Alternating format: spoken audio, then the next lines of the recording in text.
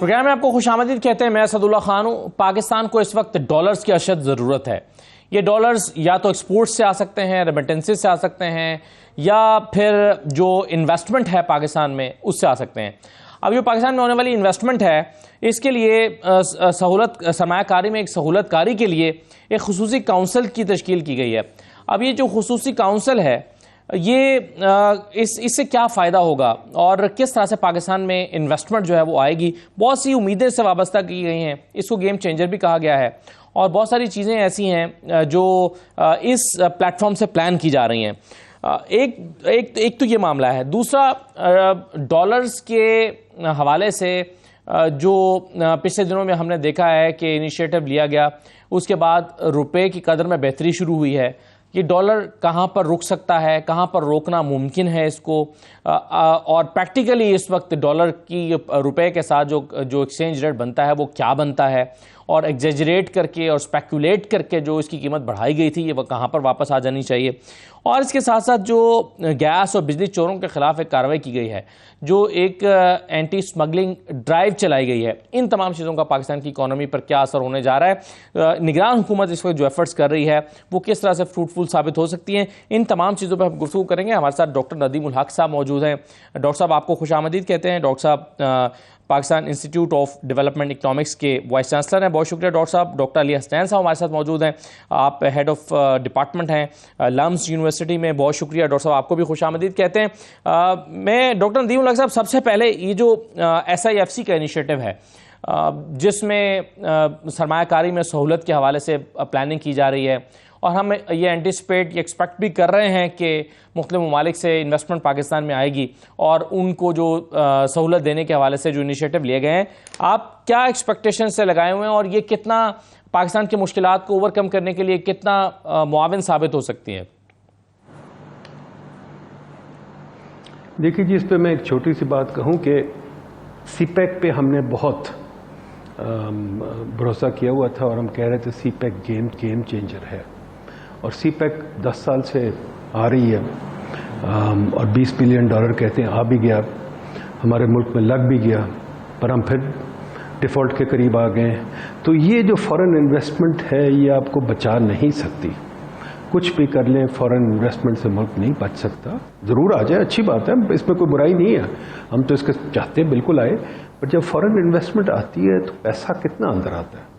جو وہ پیسہ لے کے آتے ہیں وہ چلے زمین خرید لیں گے اور کیا کریں گے, مشینری تو انہوں نے باہر سے منگوانی ہے, سب چیزیں باہر سے منگوانی ہے, تو جو پیسہ وہ لائیں گے زمین کے علاوہ باقی سب تو باہر نکل جائے گا, اور پھر ان کو ہمیں پیسے واپس بھی کرنے پڑیں گے.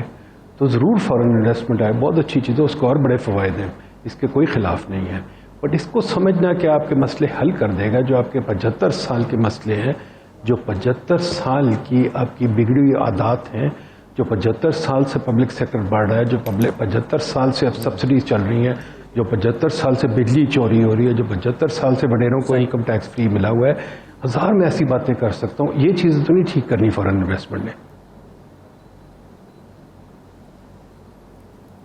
تو ڈاکٹر صاحب, لیکن کہیں سے شروع تو کرنا پڑے گا. یہ تو اتنا کمپلیکیٹڈ معاملہ ہے.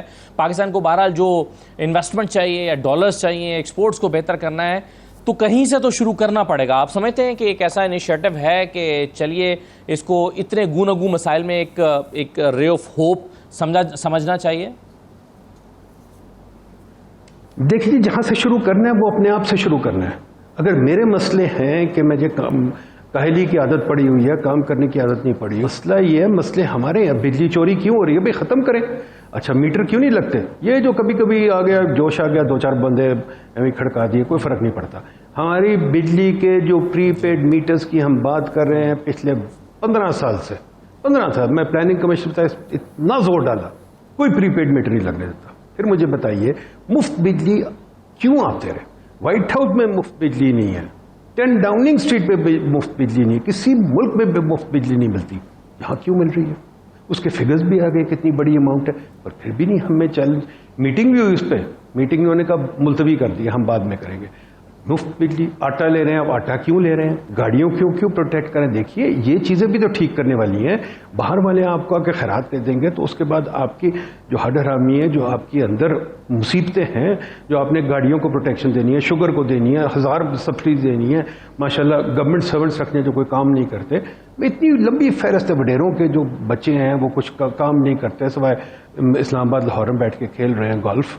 ये चीज़ें ठीक कब होंगी, कब ये रिफॉर्म आएगा, जब ये चीज़ें ठीक होंगी, जब पाकिस्तानी को 9 to 5 काम करने की आदत पड़े।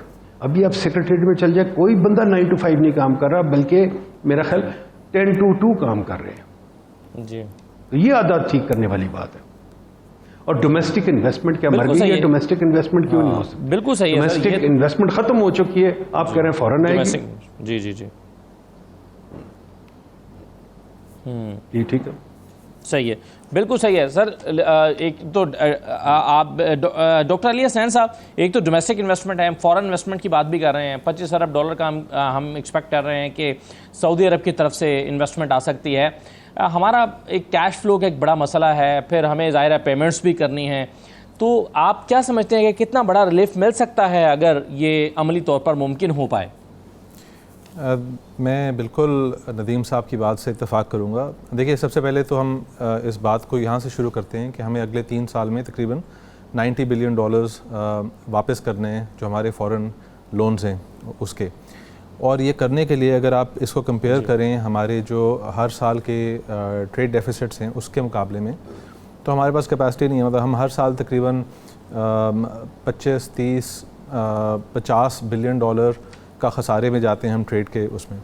तो जब एक मुल्क डॉलर्स के हिसाब से खसारे में है और कंसिस्टेंटली, जिस तरह नदीम साहब ने कहा, पिछले मतलब कई दहाइयों से हम लोग उस डेफिसिट में चल रहे हैं, तो आपके पास उस डेट को रीपे करने की कैपेसिटी नहीं है। अब शायद इसी मोटिवेशन, इसी वजह से हम मोटिवेट हुए कि हम स्पेशल इन्वेस्टमेंट फैसिलिटेशन काउंसिल बनाएं।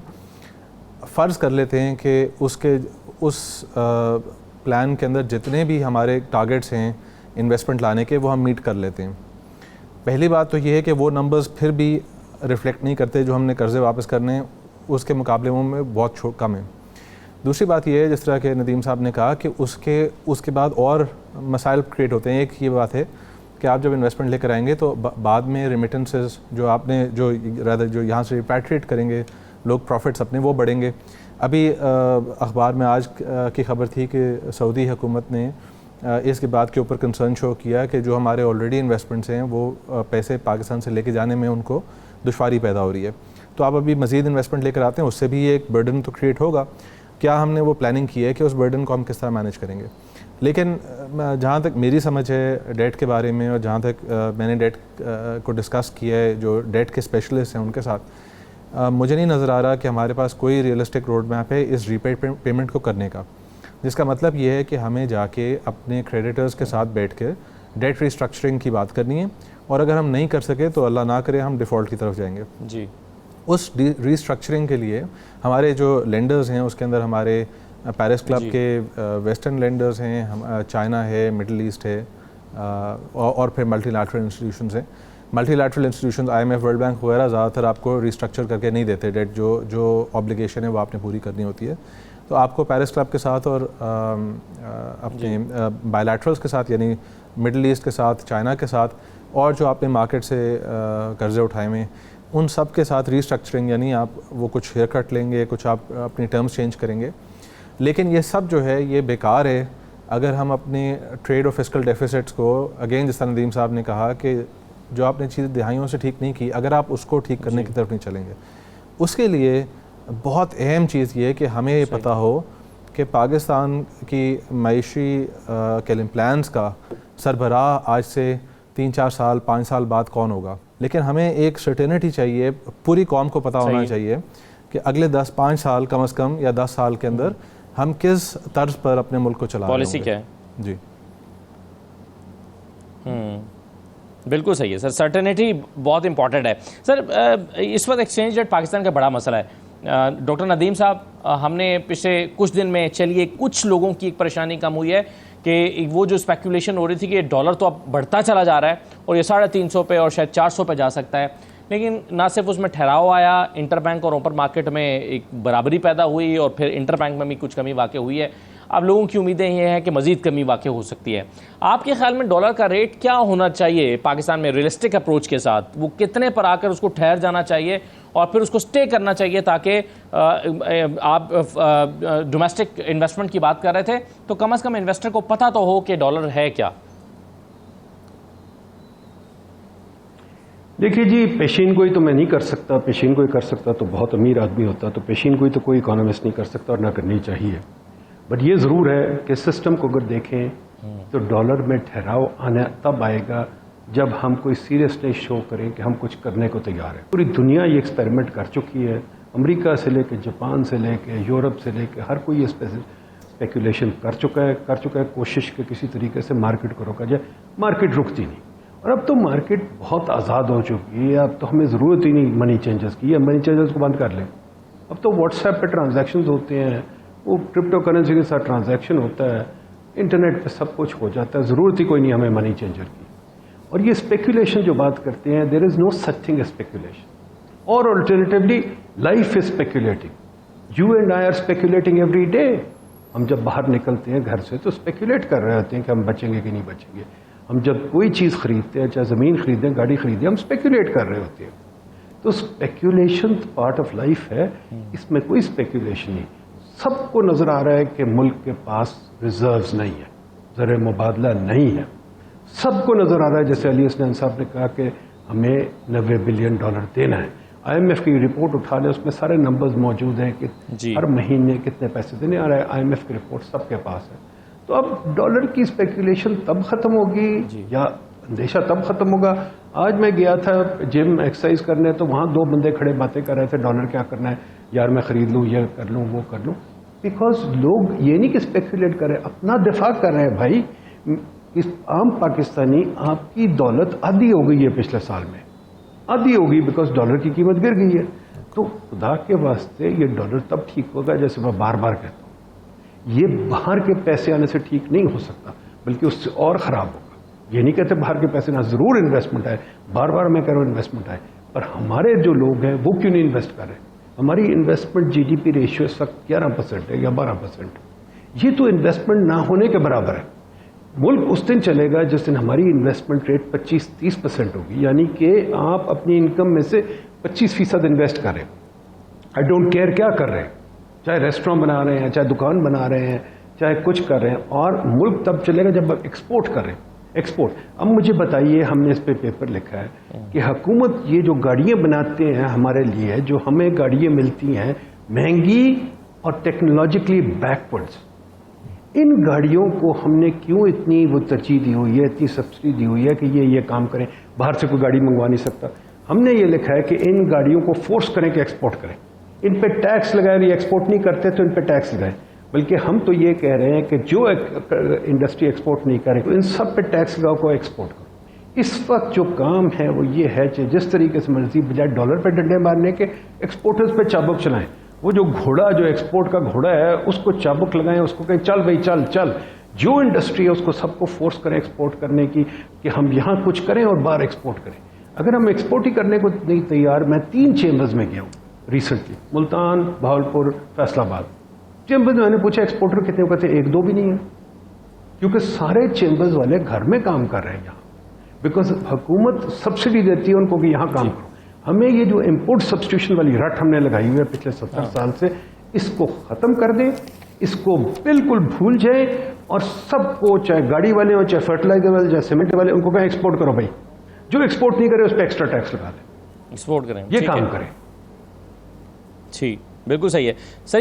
یہ تو بڑی زبردست بات آپ کر رہے ہیں، لیکن اس میں ایک چھوٹا سا مسئلہ ڈاکٹر علی حسنین صاحب یہ آتا ہے کہ ایکسپورٹر یہ کہتا ہے کہ ہماری جو ریجنل کمپیٹیٹیو پرائس ہے، خاص طور پہ انرجی کی بات کریں تو وہ کہتے ہیں کہ جی ہمیں کمپیٹیٹیو پرائس ہی نہیں ملتی، ہمیں تو بجلی مہنگی مل رہی ہے، بنگلہ دیش والوں کو سستی مل رہی ہے، انڈیا کو سستی مل رہی ہے، تو ہم اپنا مال کس مارکیٹ میں بیچیں جبکہ انٹرنیشنل بائر جو ہے اس کے پاس دوسری چیپر آپشنز موجود ہیں.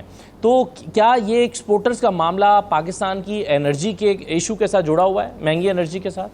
بالکل ٹھیک ہے. دیکھیں، سب سے پہلے تو میں یہ کہوں گا کہ ہمارے ملک میں ہماری جو معاشی پالیسیز رہی ہیں اس کے اندر ہماری ہمیشہ یہ کوشش ہوتی ہے کہ جو ایکچول کاسٹ ہے کسی بھی چیज़ کی, چاہے وہ ڈالر ہو, چاہے وہ انرجی ہو, چاہے وہ واٹ ایور اٹ از, ہم اس سے کسی طرح اپنی فیصلوں کو اور اپنی کنٹرول آف ریسورس کو الگ کر لیں. سو مثال کے طور پہ ہم نے کئی دفعہ اور کئی تاریخ میں ہمارے کئی رولرز ایسے رہے ہیں, ایوب خان آنورڈز, جنہوں نے ڈالر کو مصنوعی طور پر نیچے رکھا. اس سے ہم نے ایکسپورٹر کا نقصان کیا.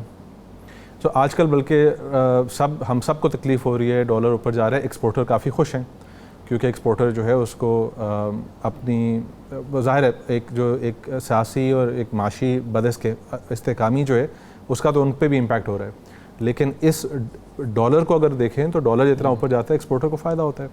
اب آپ جب ہماری تاریخ میں ہمیشہ ہر سیاستدان نے کوشش کی ڈالر کو مصنوعی طور پہ نیچے رکھیں, اس سے رکھنے سے کیا ہوتا ہے کہ ہم اچھے سالوں کے اندر بجائے اس کے کہ اپنے جو امپورٹس ہیں ان کے اوپر احتیاط کریں, ہم کھل کے امپورٹ کر رہے ہوتے ہیں, ایسی بھی چیزیں امپورٹ کر رہے ہوتے ہیں جس کے بغیر ہمارا گزارا ہو سکتا ہے, کیونکہ وہ ایک ریشنل بات ہے, اس میں کوئی انفرادی غلطی نہیں ہے, وہ ہمارے سسٹم کی غلطی ہے کہ ہم نے ان کو ڈالر اچھے سالوں کے اندر ضرورت سے زیادہ سستا کر کے دے دیا تھا. تو آپ کو یاد ہوگا کہ 2017 کے اندر گاڑی 24 لاکھ کی تھی, اگلے سال 36 لاکھ کی تھی. تو ہمیں یہ سوچنا ہے کہ پچھلے 5-6 سال کے اندر ہم نے غلطیاں کیا کی. ابھی تک ہم نے اس چیز کو کلیریفائی نہیں کیا اور ہماری ڈسکشن کے اندر ہم ابھی تک یہ آئیڈینٹیفائی نہیں کر سکے کہ آپ نے غلط کیا کیا. سو پہلی چیز یہ ہے کہ آپ نے اس کو پیچھے جا کے یہ آئیڈینٹیفائی کرنا ہے. اچھا, اب آ جاتے ہیں جو آپ کا سوال تھا کہ انرجی پرائسز.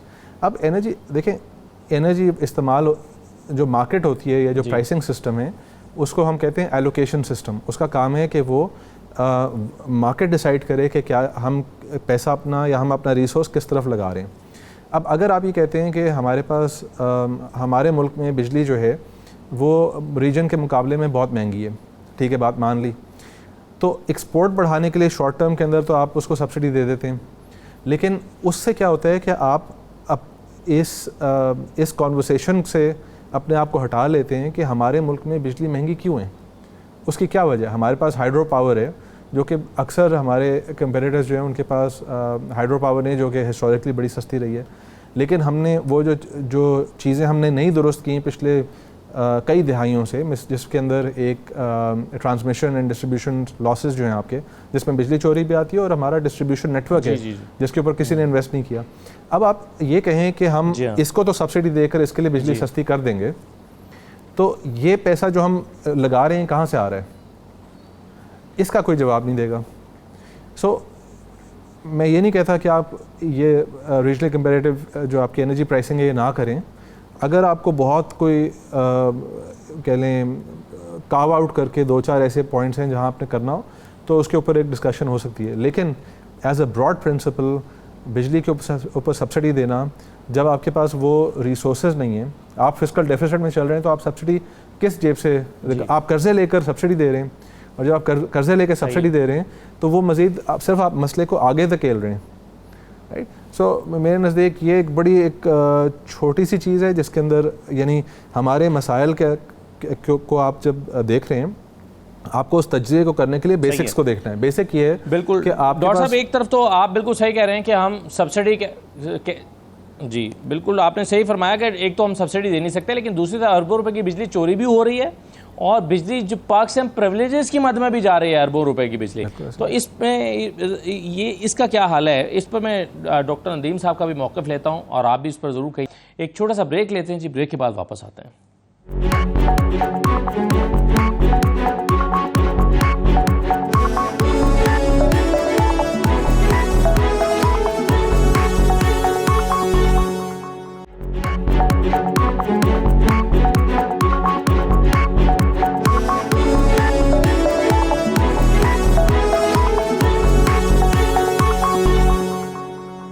دوبارہ آپ کو خوش آمدید کہتے ہیں. ڈاکٹر ندیم صاحب, انرجی پرائسز کی بات ہو رہی تھی. ایک طرف ابھی ہمیں پتہ چلا ہے کہ 589 ارب روپے کی بجلی چوری ہوتی ہے, اور اس کے علاوہ ہم جانتے ہیں کہ پاکستان پریولیجز کی مد میں بھی بجلی دی جاتی ہے, یعنی بہت سارے محکموں میں بجلی فری بھی ہے.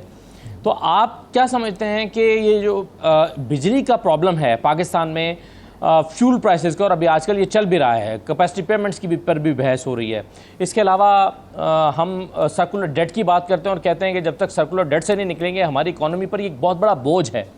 تو آپ اس کا کیا سولوشن دیکھتے ہیں؟ دیکھیے جی، ہم نے اس پہ کتاب بھی لکھی ہے، پیپرز بھی لکھے ہیں، بہت کام کیا ہے. آئی ہوپ میڈیا اس کو دیکھے کبھی، کیونکہ یہ مسئلہ گورننس کا مسئلہ ہے. یہ ہم نے تقریباً پچھلے 20 سال میں $10 بلین اس پہ ضائع کر دیا ہے. $10 بلین، ہم 50 تو بھیک مانگنے جا رہے ہیں، پر $10 بلین تو ہم نے ضائع کر دیا ہے. اور جیسے آپ نے بالکل کہا، ہر سال $0.5 بلین ہم اس پہ لگا دیتے ہیں بغیر سوچے سمجھے. مسئلہ کیا ہے؟ اس مسئلے کو کوئی سالو کیوں نہیں کرتا؟ جیسے SIFC بنائیے، SI الیکٹریسٹی کمپنی بھی ایک بنا دے، اس کو جا کے ڈنڈے مارے نکالے. مجھے بتائیں، چھوٹی سی باتیں میں آپ سے کر لوں جو آپ نے بات کہی ہے. IPPs میں اتنا کوئی بڑا مسئلہ نہیں ہے. ہاں بالکل ہے، آپ نے غلط اگریمنٹ سائن کیے. کیوں غلط اگریمنٹ سائن کیے؟ کیونکہ آپ کے پاس کمپٹنس نہیں ہے اگریمنٹ سائن کرنے کی. Note my words, mark my words, اتنے انکمپٹنٹ ہیں، بغیر سوچے سمجھے ہم اگریمنٹ سائن کرتے ہیں. جی، وہ کرپشن اپنی جگہ پر، انکمپٹنٹ بھی بہت ہے. نمبر 2، ابھی تک آپ نے ٹرانسمیشن ڈسٹریبیوشن لائن نہیں ٹھیک کی. کیوں نہیں ٹھیک کی؟ نمبر 3، کولے کا پلانٹ آپ نے لگایا سائی وال میں. کیوں لگایا بھائی؟ کولا تو بڑی دور سے آتا ہے. نمبر 3، آپ نے جناب لگا دیا ہے وہ سولر پلانٹ ڈیزرٹ میں جو چلتا ہی نہیں ہے. تو ان سب کے جو قرضے ہیں وہ چکانے تو ہیں نا آپ نے. دیکھیں، باہر والا یہ نہیں کہے گا، آپ کا رشتہ دار نہیں ہے، آپ کا کوئی بھائی نہیں ہے، بھائی بھی قرضے چکواتا ہے. سب کہہ رہے ہیں قرضے چکاؤ. نمبر 4، 5، آپ کا میٹر ریڈر والا نظام ابھی تک چل رہا ہے. ہم پچھلے 15 سال سے، میں نے پہلے بھی کہا تھا، یہ کہہ رہے ہیں اسمارٹ میٹرز لگا دیں، pay as you go meters لگا دیں. جیسے آپ کا سیل فون ہے، اس کے اندر پہلے کارڈ ڈالتے ہیں پھر استعمال کرتے ہیں. بجلی کا نظام ایسا برطانیہ میں 1900 سے چل رہا ہے، اور باقی ملکوں میں، بہت ملکوں میں چل رہا ہے. میں افریقہ میں رہ کے وہاں بھی چل رہا ہے. بھائی pay as you go meter لگا دے، کیوں نہیں لگاتے؟ نمبر 5، 6، آپ لائن ایسی لگا سکتے جن پہ کنڈے نہیں لگ سکتے. تو بہت سارا کام کرنے والا ہے. پر یہ ہے کہ آپ کا بجلی کا نظام جو ہے وہ پولیٹیشین، میں تو کہتا ہوں انرجی منسٹر ہونا ہی نہیں چاہیے. بجلی پالیٹکس کا کام نہیں ہے، اس کا کوئی منسٹر نہیں ہونا چاہیے. بجلی ٹیکنیکل کام ہے، ٹیکنیکلی رہے. ہم نے ہر چیز کو پالیٹکس بیچ میں لا کے بےڑغر کر دیا ہے. بجلی کے ڈسکوز میں ہم نے 1000 بندے بھرتی کیے ہیں پولیٹیکلی، جن کا کوئی فائدہ نہیں ہے. ایک پولیٹیکل بندہ بھرتی کرتے ہیں، آپ کے بجٹ پہ اوور دا لانگ رن تقریباً ایک لو لیول کا بندہ 2-2.5 کروڑ کا نقصان آتا ہے. ہائر لیول کا بندہ آپ کا 40-50 کروڑ کا نقصان آتا ہے.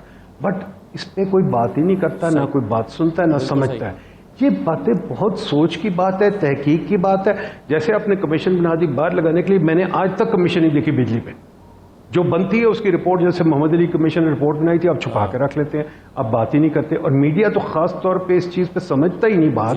میڈیا صرف حساب کر دو اور کیپیسٹی پیمنٹ کر دو. بھائی دیر از اے ڈیپ گورننس پرابلم ہے. For example, why does the secretary energy run the entire بجلی کا سسٹم؟ یہ عجیب مصیبت ہے. وائی از دا بجلی system not decent? I can go on and on.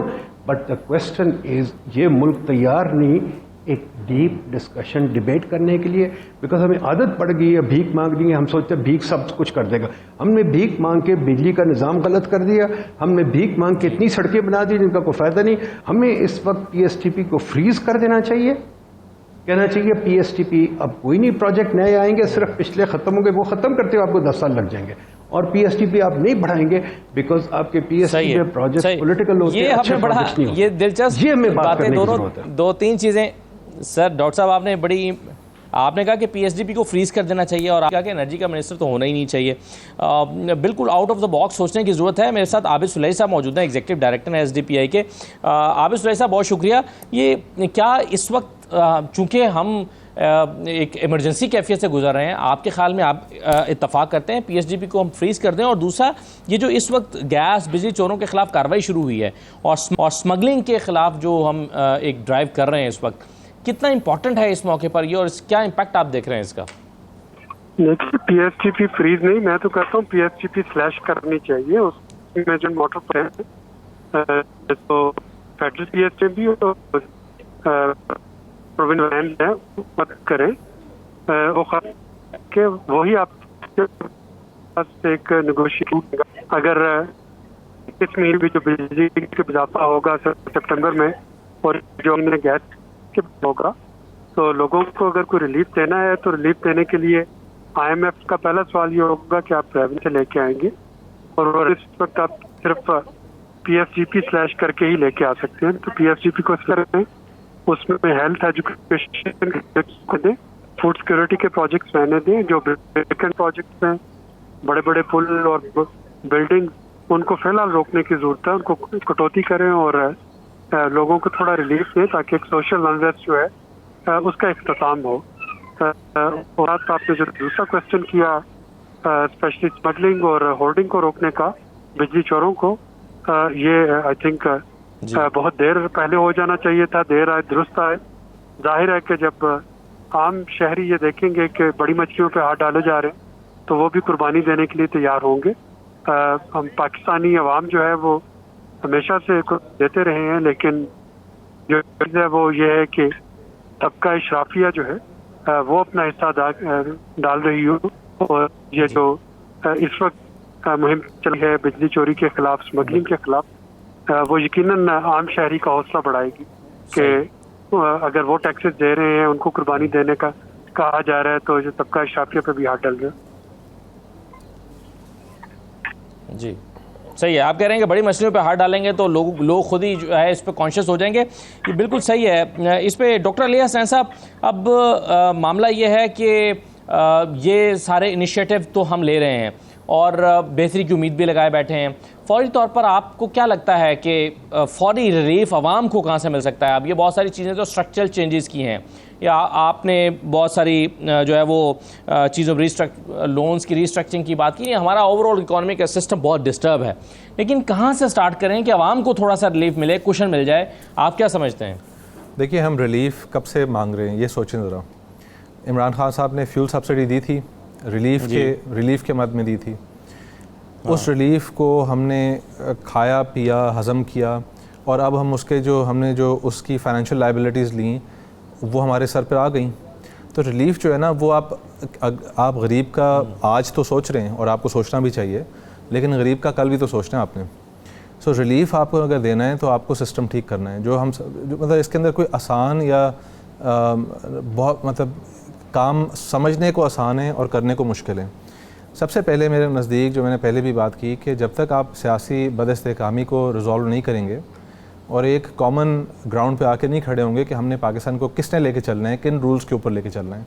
وہ جو بھی رولز ہیں اس کو ہم چھوڑ دیتے ہیں 1 منٹ کے لیے, لیکن مجھے یہ پتہ ہونا چاہیے کہ اگر میں اکانومسٹ ہوں تو میں نے کس کے لیے رپورٹ لکھنی ہے اگلے 4-5 سال میں, کس کو میں نے پچ کرنے اپنے آئیڈیاز. مجھے یہ پتہ ہونا چاہیے, اگر کوئی بندہ اپنی فیکٹری لگا رہا ہے اس کو یہ پتہ ہونا چاہیے کہ اس ملک کی کرنسی کی پالیسیز کیا ہیں, وہ کہیں لکھی پڑھی ہیں کہ نہیں پڑھی.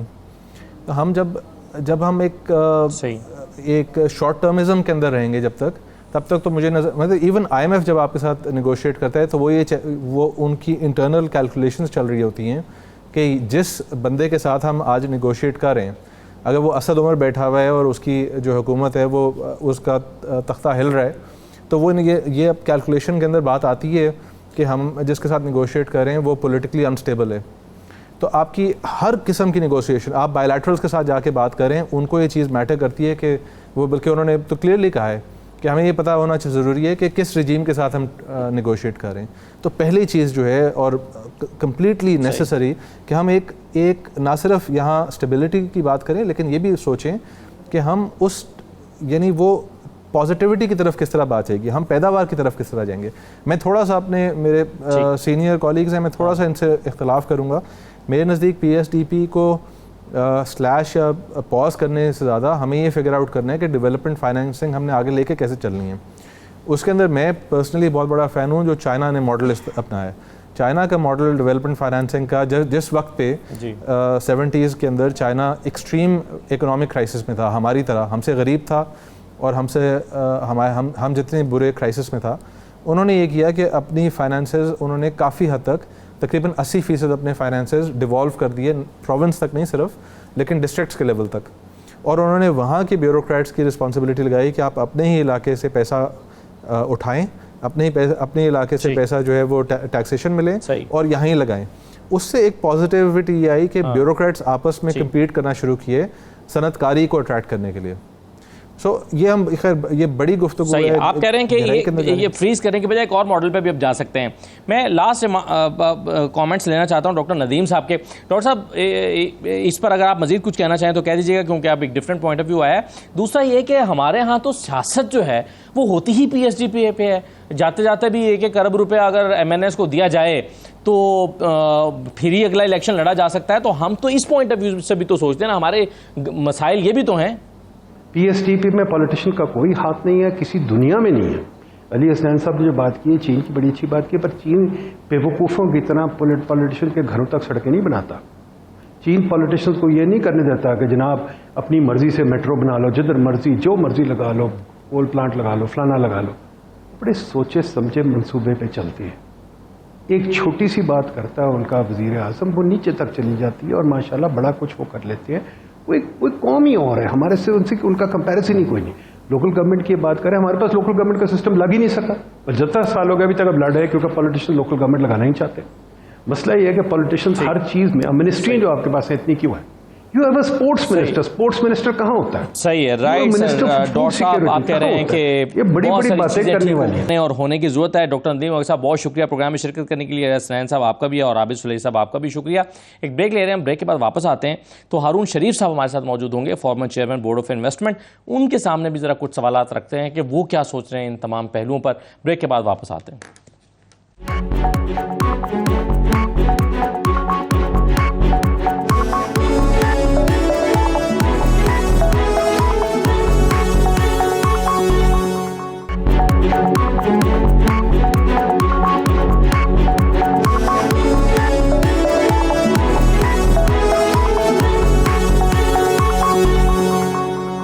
بریک کے بعد دوبارہ آپ کو خوش آمدید کہتے ہیں. ہمارے ساتھ موجود ہیں ہارون شریف صاحب, former chairman board of investment. بہت شکریہ ہارون شریف صاحب, آپ کو خوش آمدید کہتے ہیں.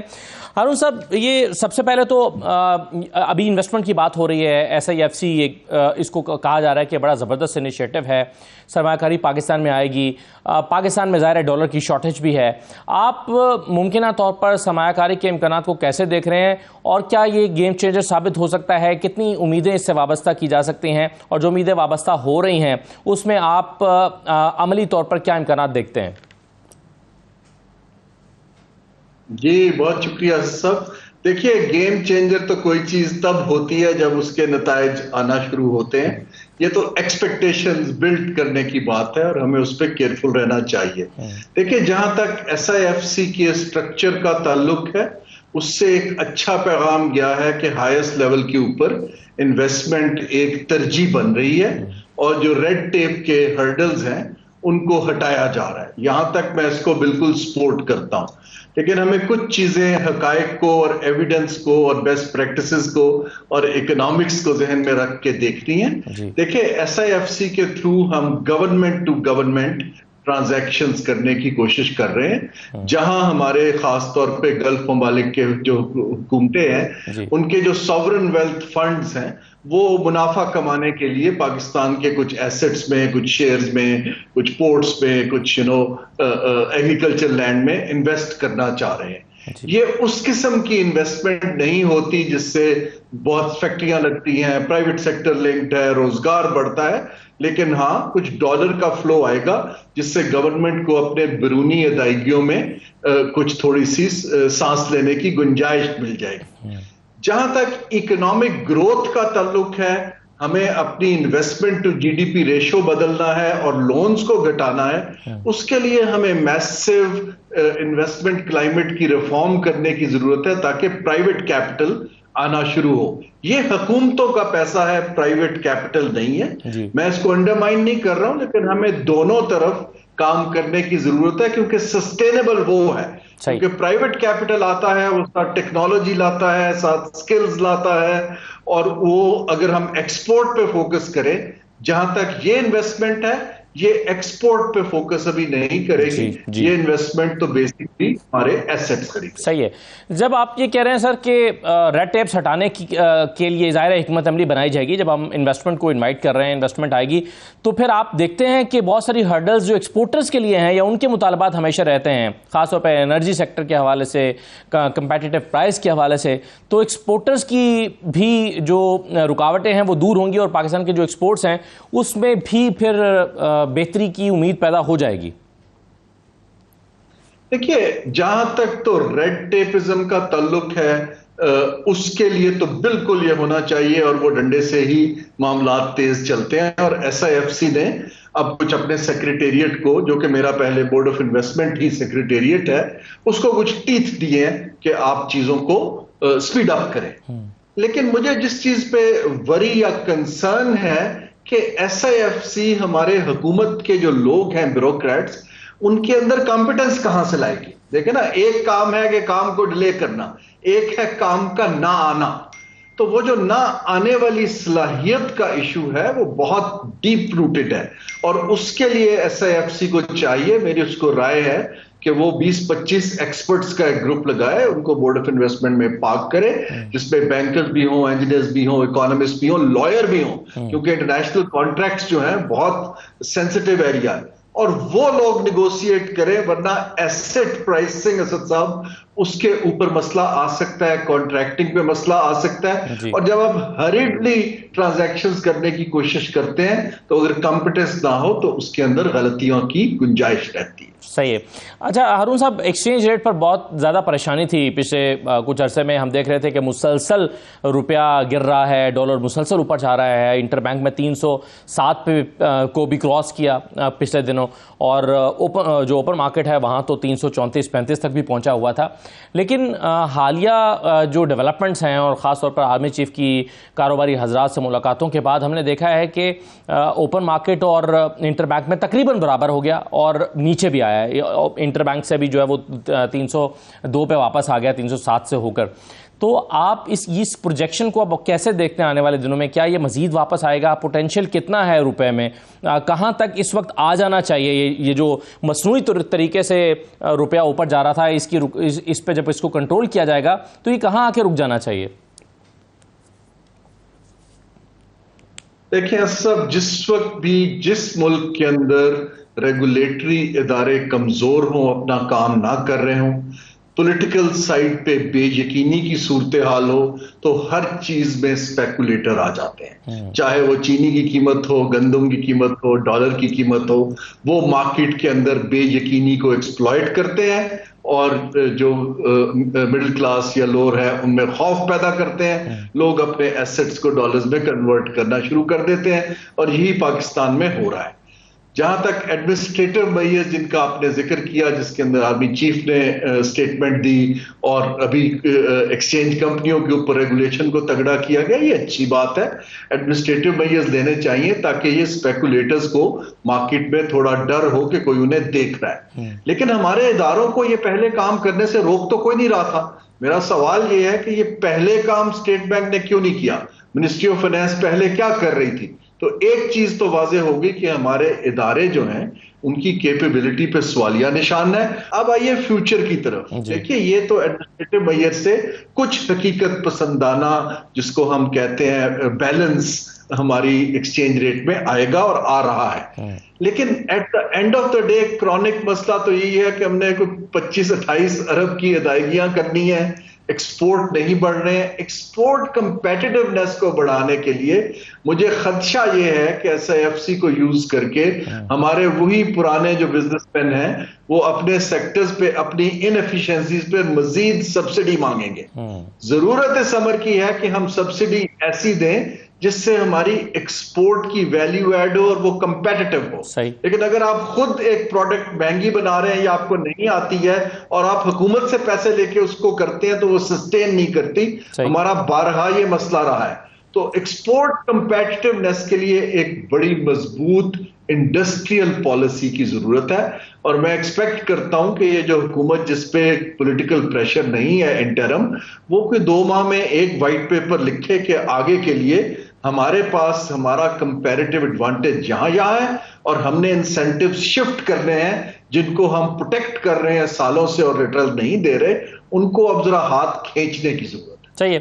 अब सर डॉलर की बात हो रही थी, तो आपके ख्याल में डॉलर कहां पर आकर रुक जाए और पे स्टे करे कुछ अरसे के लिए, क्या इसकी, क्योंकि हम देखते थे कि जब ये डॉलर 220-30 पे गया था तो उस वक्त भी इसहाक डार साहब सजेस्ट करते थे कि इसको 200 से नीचे होना चाहिए, इसकी एक्चुअल प्राइस जो है वो ये है। फिर अभी जब वो 300 पे गया है तो भी वो समझते थे कि ये कोई 240, 230 या फिर बाद में खैर उन्होंने ज़्यादा की एक फिगर भी दी। एक्चुअली आपके ख्याल में कहाँ पर आकर इसको रुकना चाहिए और वहाँ पर स्टे करे तो कारोबारी हजरात में एक एतमाद पैदा हो जाएगा? देखिए, उसको एक मार्केट फोर्सेस के हिसाब से रुकना चाहिए। आर्टिफिशियली जो भी चाहेगा, विश लिस्ट तो मेरी भी है कि डॉलर 50 रुपए का हो, लेकिन इसको कोई प्रिडिक्ट नहीं कर सकता है। आई एम अफ्रेड जो करता है और खास तौर पे जिम्मेदार कुर्सी पे बैठ के करता है वो गलत करते हैं, क्योंकि ये एक बहुत टेक्निकल मसला है, ये दुनिया की मईशतों से जुड़ा हुआ है। इसको समझने के लिए हमें वर्ल्ड क्लास एक्सपर्टीज चाहिए कि कहाँ डिमांड बढ़ रही है, कहाँ सप्लाई बढ़ रही है, डॉलर की जो प्रिंटिंग कितनी हो रही है। हमारे पास वो सलाहियत नहीं है, तो मैं इस पे कमेंट नहीं करूंगा। हाँ, जो हमारा इस वक्त मार्केट फोर्सेस हैं कि जो तलब और रसद है उसको बैलेंस किया जाए तो डॉलर की एक स्टेबल हो जाएगी कीमत। जिस भी कीमत के ऊपर असद साहब डॉलर 30 से 60 दिन रुकता है वो उसकी असद कीमत है। अगर आप आर्टिफिशियली करेंगे तो वो फिर थोड़े दिन रहता है और फिर वो उससे डबल स्पीड से स्लाइड करता है, और हमने ये बार बार देखा है। जरूरत इस अमर की है कि एक तो बेयकीनी, जो मैं बार बार कह रहा हूं, इंटरम हुकूमत को और इलेक्शन कमीशन को इलेक्शन की तारीख देनी चाहिए। जो इन्वेस्टर्स हैं और जो बिजनेस डिसीजन करने वाले लोग हैं या इदारे हैं इंटरनेशनल, वो इंटरम को के जमाने में डिसीजंस रोक लेते हैं, क्योंकि उनको पता होता है इसकी एक मुद्दत थोड़ी है, इसके बाद किसी और से डील करना है। अगर हम कुछ सर्टेनिटी दे पाए तो मार्केट्स में इस्तेहकाम आएगा। अच्छा अरुण साहब, पावर सेक्टर पाकिस्तान का एक बहुत बड़ा मसला है। सर्कुलर डेट जो है ये एक रोक बन चुका है पाकिस्तान की इकोनॉमी के लिए। अभी ये हमें पता चला है कि 589 अरब की बिजली तो चोरी हो जाती है। जाहिर है अगर इतनी बिजली हर महीने चोरी हो रही हो तो सर्कुलर डेट और बाकी चीज़ें वो तो फिर बढ़ती चली जाएंगी। इस वक्त जो एक कोशिश हुई है बिजली चोरों और गैस चोरों के खिलाफ एक कार्रवाई की, आप क्या देखते हैं, इससे क्या इम्पैक्ट आएगा और इसका तसलसल कितना ज़रूरी है? जी बिल्कुल, चोरी रोकनी चाहिए। देखें, एक आदमी जो लेजिटिमेटली अपना बिल पे कर रहा है और दूसरा मुफ्त में चुरा रहा है, तो उसकी कॉस्ट उस गरीब को क्यों पास ऑन की जाए? तो उसके लिए तो मैं टोटली इसको सपोर्ट करता हूं। बट आप ये बताइए कि इतने सालों से जो लोगों को अभी पता चला, ये डिस्कोस को तो पिछले 20 साल से पता है, जो डिस्ट्रीब्यूशन कंपनीज हैं, तो वो चोरी रोकने में नाकाम हो गए हैं। तो इस वक्त उनकी गवर्नेंस को बिल्कुल चेंज करने की जरूरत है। ये ब्यूरोक्रेसीज के हाथ से निकाल के प्रोफेशनल्स को दीजिए और उनको स्पेस दें ताकि वो चोरी रोकने के और टेक्नोलॉजी को यूज करके साइंटिफिक तरीके से इकदाम करें। दूसरी चीज ये है कि ट्रांसमिशन के लॉसेस भी हम पास ऑन करते हैं, जो एनटीडीसी हुकूमत की कंपनी है। हम अगर अपने खित्ते में ही देखें तो बिजली की डिस्ट्रीब्यूशन जो है वो कंपेटिटिव बुनियाद पर हुकूमत के हाथ से कब से निकल चुकी है। ये कमोडिटी है, बिकती है, प्रोफेशनल बिकती है, कंपटीशन आता है, किसी शहर में सस्ती होती है, किसी में थोड़ी महंगी हो जाती है। ये जब तक हम हुकूमत हर चीज में असद साहब रखेंगे, ये एक रेसिपी है जिसके अंदर डिक्लाइन आता रहेगा, क्योंकि एक तो उनको काम आता नहीं है, दूसरा वेस्टेड इंटरेस्ट को हुकूमत के लोगों के साथ मिलके चोरी करना और दायमाई करना आसान हो जाता है अनफॉर्चुनेटली। तो जनरेशन में जो इशू है वो कैपेसिटी पेमेंट का है और डिपेंडेंस ऑन इंपोर्टेड फ्यूल है। ट्रांसमिशन के भी लॉसेस हैं, डिस्कोस के भी हैं, और ये सारे लॉसेस हम पास ऑन किए जा रहे हैं उनको जो ऑलरेडी बिल दे रहे हैं। I think that's a gross justice नहीं है लोगों के साथ, और हमें इसके ऊपर बहुत कॉन्क्रीट स्टेप्स तो एडमिनिस्ट्रेटिव मेजर बिल्कुल लेने चाहिए और मिसाल बनानी चाहिए। लेकिन ये पर्क्स एंड प्रिविलेजेस में जो बिजली जा रही है, اس کو کیوں نہیں بند کیا جا رہا؟ دیکھیں نا، آپ پرکس اینڈ پریویلیجز کے اندر اربوں روپے کے یونٹس مفت میں دے رہے ہیں، کس لیے؟ کیونکہ ان کو تنخواہ بھی مل رہی ہے. تو یہ چیزیں ہمیں ریشنلائز کرنی چاہیے. بالکل صحیح ہے. تو ہارون صاحب، یہ کیپیسٹی پیمنٹس کا آپ نے ذکر کیا، پرکس اینڈ پریویلیجز کی مد میں جانے والی بجلی کا بھی آپ نے ذکر کیا. اب مسئلہ یہ ہے کہ اس وقت ایک بہت ہی سنسیئر ایفرٹ کی ہے نگران حکومت نے کہ لوگوں کو کچھ ریلیف دیا جا سکے، خاص طور پر ان لوگوں کو جو 300 یونٹ تک استعمال کرتے ہیں. لیکن نگران حکومت اپنی کوششوں کے باوجود بھی یہ نہیں کر سکی، کیونکہ ایک اگریمنٹ IMF کے ساتھ موجود ہے، اور وہ یہ اس حکومت نے نہیں کیا، وہ تو پچھلی حکومت کر کے گئی ہے. آپ کے خیال میں ان مسائل کا فوری طور پر حکومت کے پاس کوئی حل موجود ہے، یا IMF سے کہ اس عبوری پروگرام سے نکلے بغیر ہم عوام کو ریلیف نہیں دے سکیں گے؟ دیکھیے، ریلیف جو عوام کو دیا جا رہا ہے وہ یہ ہے کہ ان کی بل کی پیمنٹ کو ڈیفر کیا جا رہا ہے. وہ بھی صرف 200 یونٹ تک استعمال کرنے بل کو. ہاں جی، جب آپ ڈیفر کریں گے تو ان کے اوپر کچھ کیش فلو کی سہولت آ جائے گی، کوئی بل معاف نہیں کیے جا رہے. دیکھیے، IMF سب کیا کہتا ہے، تھوڑی سی یہاں پر کنفیوژن ہے. IMF کہتا ہے کہ آپ نے بجٹ کا خسارہ اس رینج میں رکھنا ہے کیونکہ آپ کے میکرو اکنامک سٹیبلٹی نہیں آتی. آپ نے اپنا ایکسٹرنل پیمنٹس اور انٹرنل جو ریونیو آ رہے ہیں ایکسٹرنل اکاؤنٹ کے، ان کو ایک رینج میں رکھنا ہے. IMF یہ نہیں کہتا ہے کہ بل بڑھا دیں یہاں سے یہاں. لیکن جب ہم اپنی یہ چوری اور بغیر روکے یا اپنے غیر ضروری اخراجات روک کے اگر ہم غریب کو دیتے ہیں تو IMF آپ کو کچھ نہیں کہے گا. IMF آپ کو تب کہے گا جب آپ اسی کٹی سے لون لے کے مزید ریلیف دیں گے اور آپ کا خسارہ اور وائڈن ہو جائے گا. تو ہمیں یہ سمجھنے کی ضرورت ہے کہ جو بہت سے پروجیکٹس ہیں، آپ نے دیکھا ہے کہ MNAs کی اسکیمیں ہیں، سڑکیں ہیں، پل ہیں، PSDP ہے، پرکس ہیں، پریویلیجز ہیں، غیر ضروری ڈپارٹمنٹس ہیں. اگر ہم ان کو فریز کر کے غریب کو دے یہ حکومت تو نہ IMF کچھ کہے گا بلکہ ملک کے لیے بھلا ہوگا. لیکن جب ہم اسی کٹی میں جہاں آلریڈی ہم بہت بری طرح پھنسے ہوئے ہیں، ہم کہتے ہیں کہ ہم پرکس بھی نہ بند کریں، ہم حکومت کا سائز بھی نہ گھٹائیں، ہم غیر ضروری پروجیکٹس کو بھی چالو رکھیں، اور اس کے باوجود ہم سبسڈی بھی دیں، تو وہاں IMF نہیں مانے گا. صحیح ہے. بہت شکریہ ہارون شریف صاحب، بہت شکریہ پروگرام میں شرکت کرنے کے لیے. ماہر معاشیات اور former chairman board of investment ہمارے ساتھ تھے. آپ نے آج کے پروگرام میں باقی جو ماہرین معاشیات ہیں ان کی گفتگو بھی سنی ہے. تھوڑا سا ایک سخت وقت ہے دائرہ پاکستان کے اوپر. اگر پالیسیز بہتر طریقے سے بنائی جائیں، بہتر طریقے سے امپلیمنٹیشن کر لی جائے، اور کچھ احتساب ساتھ میں ہو جائے ان لوگوں کا جنہوں نے یہ مفت کی بجلی اور مفت کی گیس استعمال کرنے کو ایک کلچر بنا لیا ہے، تو یہ تمام چیزیں مل کر ایک پوری ایفرٹ اگر کی جائے تو شاید بہتری کے کچھ امکانات پیدا ہو جائیں. یہ خلاصہ ہے آج کے پروگرام کا جو ماہرین معاشیات سے بات کر کے سمجھ آتی ہے. یہ آج کا پروگرام تھا. اجازت دیجیے. اللہ حافظ.